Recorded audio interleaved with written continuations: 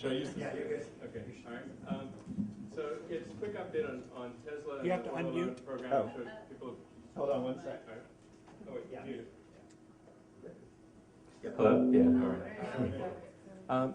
So I'm sure people have been reading about the auto loan bailout and all that sort of stuff. So it's kind of a travesty at what's going on, although I don't think it's going to last too long into the Obama administration. There was a $25 billion loan program that Congress approved to fund the development of energy-efficient vehicles, essentially to wean ourselves off oil.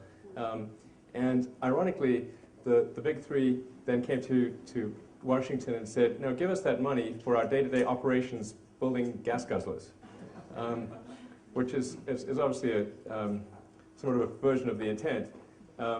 Unfortunately, with the job situation being the way it is, Congress has acceded to that demand and is, from my understanding, currently giving 15 of the 25 billion to the big three to fund their day-to-day operations, which I believe gets them to about February. I'm not kidding. It's not even an exaggeration.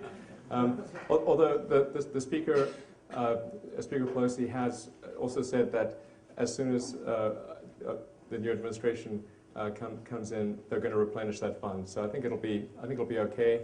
But certainly, if you have the opportunity to express to anyone in DC or in the press the importance of developing clean energy vehicles, please take the opportunity to do so. And in the case of Tesla, Tesla actually is not applying for any bailout funds, although some of the press have mistaken that. What Tesla has done is applied for funding to develop lower-cost mass-market vehicles, and it's essentially the exact intent of the legislation. And so hopefully there's still some money left over to actually do that after the big three have taken what they will take.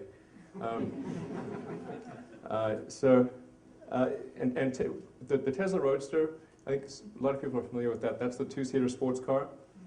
In fact, my car, which is production unit 1, is parked outside. See if anyone's curious to see it. There's also a Tesla Sales and Service Center on Santa Monica Boulevard, so if you want to pop in and take a look at the car at that time, you're also welcome to do so. We're about to deliver our 100th production Tesla next week, and that's, interestingly enough, our 100th customer is Sam Perry. If anybody watched when Obama won and Oprah was crying on some guy's shoulder,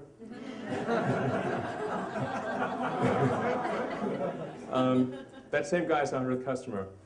So it's a bit like Zelig. I mean, he's sort of everywhere.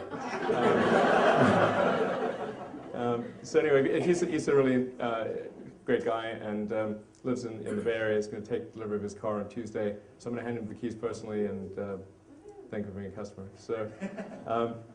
There's an important point about Tesla, which is whenever somebody buys the Tesla Roadster, even though it's a $100,000, $109,000 sports car, and it's kind of a fancy sports car, every penny that Tesla makes goes into development of lower-cost mass-market vehicles. So the company doesn't issue any dividends, nor will it ever.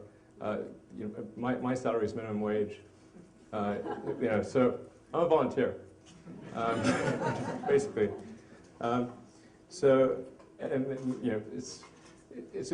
just an important point because sometimes people think, well, gee, what's the point of making these expensive cars, which are sort of toys for rich people? How is that really helping the environment?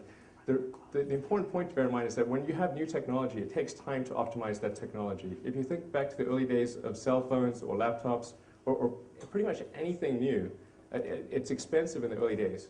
Because the first job with a new technology is you've got to make it work.